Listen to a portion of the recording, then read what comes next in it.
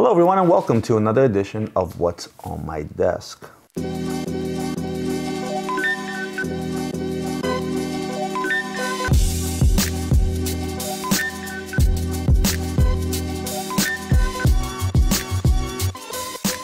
what am I talking about today? As you can tell by my desk, I'm going to give you a Rolex update. I haven't done a Rolex video in quite a while.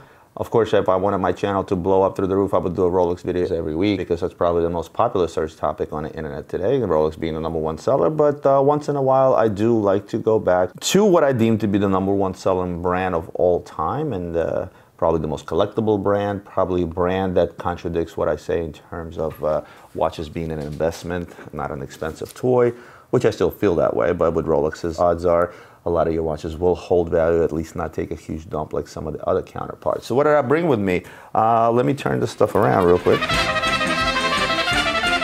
So it looks like I have 1, 2, 3, 4, 5 GMTs, and starting with the one that's on my wrist, and that is the Batman. I think you guys have seen me wearing this before.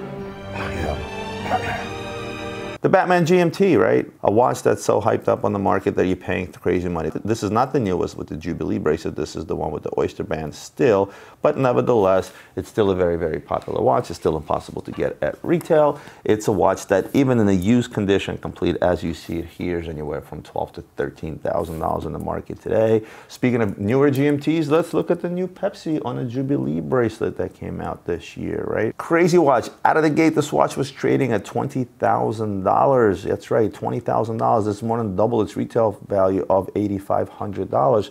Well, guess what? Today, this watch has come down to earth a little bit. But when I tell you the price, you think, no, it didn't, right? Because right now they're trading anywhere from $16,000 to $17,000 new. Some pre-owned are out there around $14,500 at this point.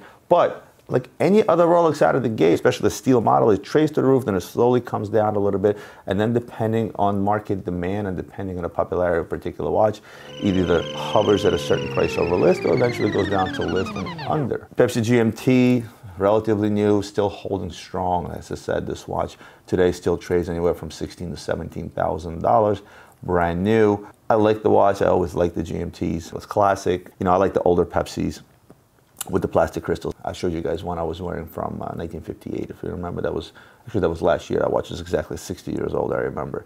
If you want to look at some of the variants of the GMTs, let's look at probably my favorite gold GMT, which would be the yellow gold GMT with the green dial, right? Big craze on green dials right now. The green dial Daytona is trading through the roof. This watch actually trades fairly high as well. Brand new when you're out there picking one up around $30,000 mark. I pre-owned it, doesn't have box and papers. I think we're going to be selling this watch around $25,000, which to me, for a nice gold watch, I think it's a beautiful pickup at that price range. So I definitely suggest going the pre-owned route on this particular watch. So here are your 3 GMTs that I just discussed. Seemingly the same watch, but it obviously is not. And while I'm at it, let me throw a vintage piece into the mix. This one is circa 80s. It's a GMT two-tone nipple dial. It's a nipple, because I'm drooling. Now this watch actually comes on a bracelet. I just put it on this cool strap because I think it looks cool on the wrist that way. So essentially it's just head only. Head only like this, you can pick these watches up under $10,000 today. Sort of to go back to those vintage collectibles that don't break the bank, that's probably a good choice. Let me put it on the wrist so you can see why I sort of chose the strap. I think it just looks cool. Adds the overall vintage, I guess call it a steampunk look. I don't even know what to tell you. Obviously an aftermarket strap, but I think it's a pretty striking look on the strap. Looks pretty cool, if you ask me. And you can pick the strap up probably for 50 to 100 bucks anywhere. Moving on to Submariners. What did I bring with me? Well, starting with the steel, I have the Hulk. This one is actually pre-owned, but it's from 2019. A lot of the value on these Rolexes actually depend on the year on the card and the papers, right? Well, right now it's actually a plastic card. So the card is dated 2019, so I'm gonna be selling this watch for around that $14,500 price mark. If some of the cards that are dated earlier, let's say if the watch is 4 or 5 years old, the price is going to go down because it's an older watch, right? So anywhere from $12,500 for a naked watch with no papers, all the way up to like maybe $16,500 brand spanking new is where you're gonna find these trading at. And again, the good deal is to get out there, find something with papers that are somewhat recent, much like this watch, and pay around that $14,000 to $15,000 price range. That would be the fair market value of this timepiece today. Love the green, always love the Hulk. Who doesn't love the Hulk? Who would win, Batman or Hulk?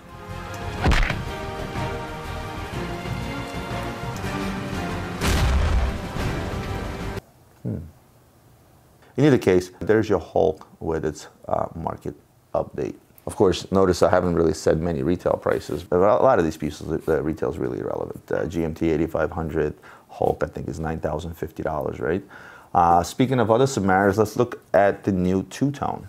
Again, remember they updated the old Submariners with the ceramic bezels, right? The Hulk has it, GMTs all have it, and here's a brand new two-tone Submariner. I always was a big fan of two-tone Submariners, mainly due to the combination of stainless steel, gold, and the blue.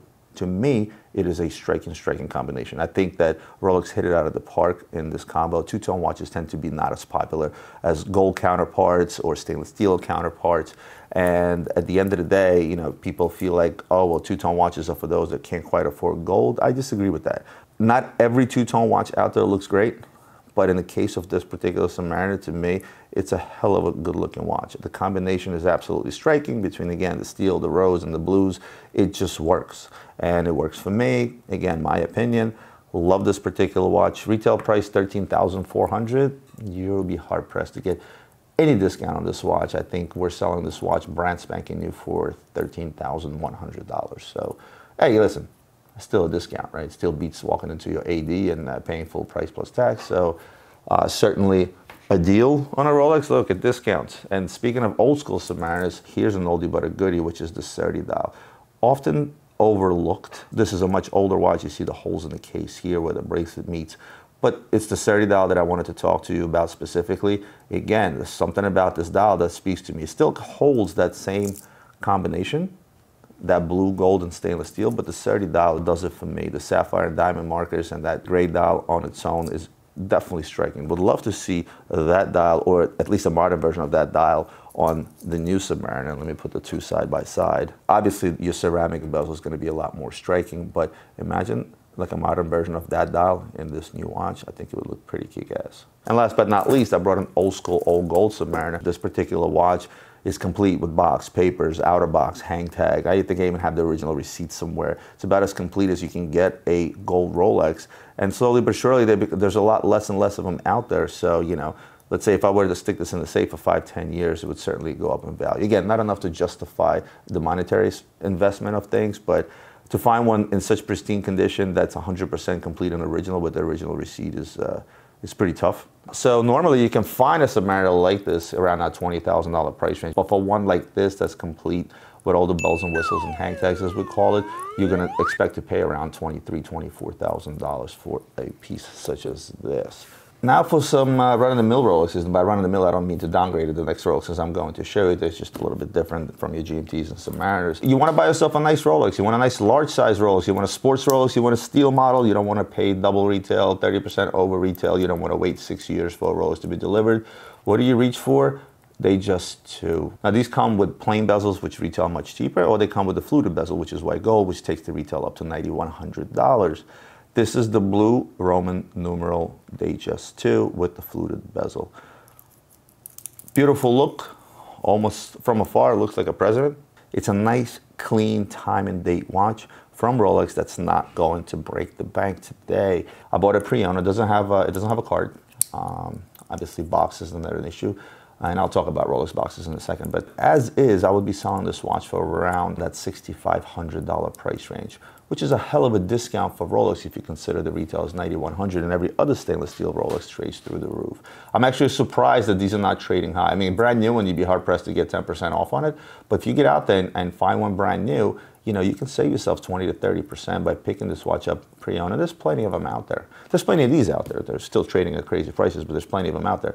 But this particular one, I think, takes the cake as far as getting a nice deal on an entry-level Rolex. And this is by all means not an entry-level. It's not an Air King. So you do have a date. It's not the plainest Rolex. It's got the white gold bezel. It's not the plain bezel. Because the same watch with the plain bezel, to be honest with you, is not the most attractive Datejust. I think that plain bezel just takes away from the overall Rolex look. With this fluted bezel, I think you get a lot of bang for your dollar. This would be my recommendation for somebody that's out there not just trying to spend an arm and a leg, but wants to own a nice looking Rolex. Of course, as you know, there's so many different dials out there that can be in this watch, so really whatever floats your boat is what you can go with. A lot of guys like this watch with a gray dial, which is another one I really, really like. But this blue with Roman numerals, I don't know, sings to me somehow. I think this is just a pretty watch, just a nice looking Rolex. And again, something that doesn't break the bank. Let's talk about something that does break the bank.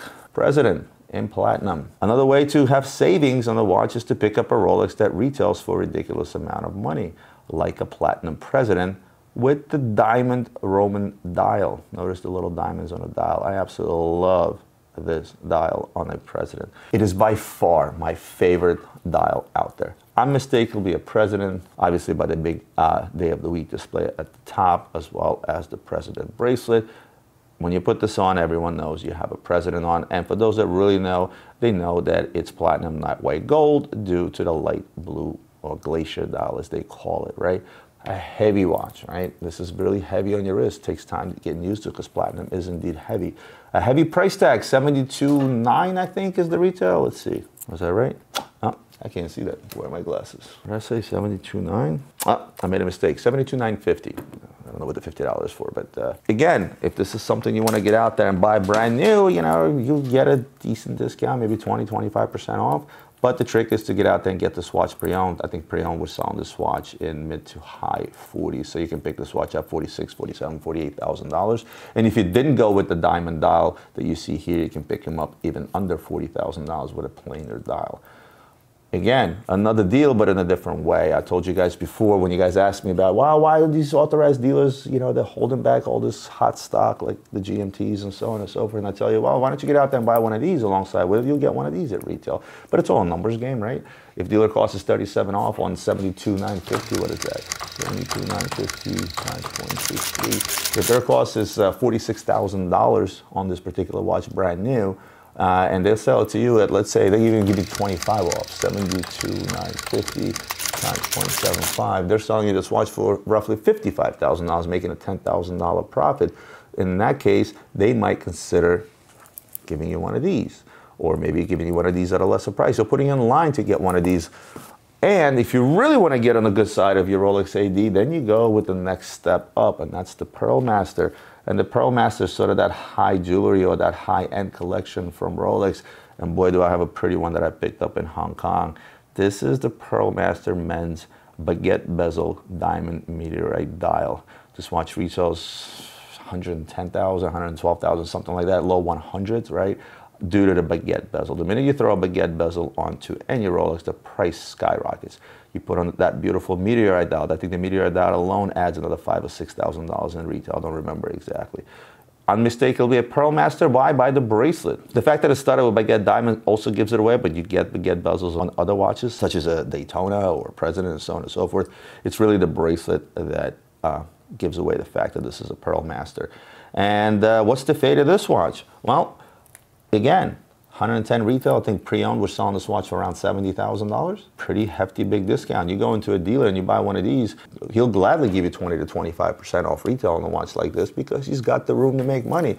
At 110,000 at 37 off, this, you know, roughly he's got $42,000 in profit in this watch from full retail. So why not discount this watch even $25,000, take a $15,000 profit, because these are not easy movers. Hence, on a secondary market, the higher the price of the Rolex, the higher the retail price of the Rolex, the higher the discount you should expect. If you're a stickler for brand new watches, get out there, go to the dealers, ask them for a heavy discount. Don't be afraid, don't be shy, because these things are not easy to sell if they have them in the windows.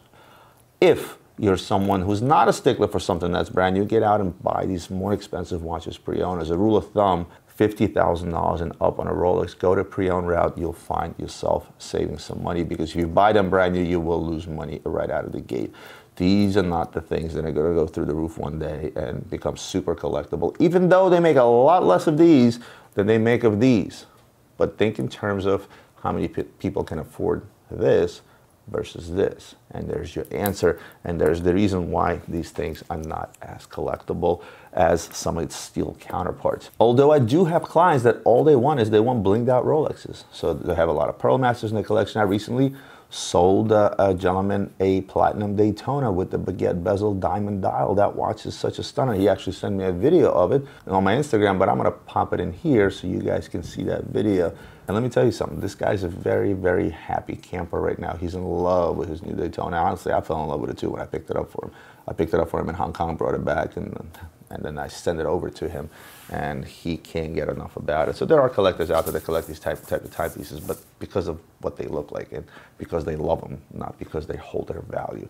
And majority of the pieces this guy's ever picked up for me, 6 or 7 blinged out type of Rolexes like this, all original. He doesn't do aftermarket.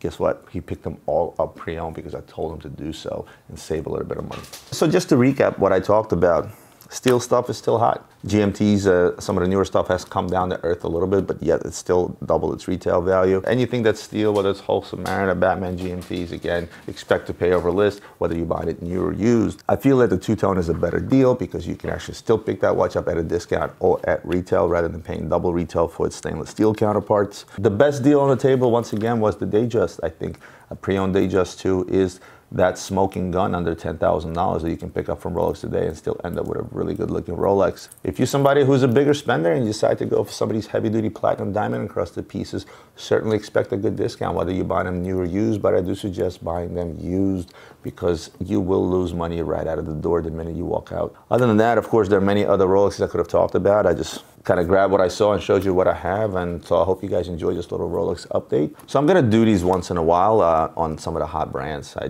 do it with Patek, I do it with Rolex, I do it with Richard Mille, I do it with Audemars Piguet, and again, I could do one of these videos every week and it would get me probably more subscribers and more action on my videos, but you guys know I like my channel growing steadily. It has been growing steadily thanks to you. I see the statistics. You guys share my videos a lot, and I appreciate that because that's what's most important. The minute you share my video to your other social media profiles, be it Facebook, Instagram, whatever it might be, I've even seen some guys literally take their phone and put my video on their Insta story, you know, like actually, and tag me. I've seen that. That's what helps me grow organically because my viewers have interest in watches and the content that I put out, and they share with like-minded individuals. So the new subscribers that I gain are not the type of subscribers that I would gain if I were to do a freebie, a giveaway, or give away some hats or a watch or something of that nature. If tomorrow I announce that I'm giving away this Rolex Datejust and all you have to do is click subscribe and share with 5 of your friends, yeah, my subscriber count will grow to maybe even 50,000 overnight, but that's not what I'm looking to do. As much as I take time and put effort into putting out quality content that you guys, at least you guys seem to deem to be quality content, that's, I just as much want quality subscribers that are actually interested in what I have to say. This is not some sort of a fantasy I'm trying to fulfill to reach 100 million subscribers on YouTube or anything of that nature, nor do I obviously depend on the revenue that YouTube brings, right? This is just a guy who's passionate about watches, who's in the business, telling you how things are, and perhaps giving you a bit of information that the other guy won't. Other than that, guys, I want to thank you for tuning in. I hope you enjoyed this episode. Like I said, like, share, subscribe, and I'll see you guys next week for more watch reviews and other videos.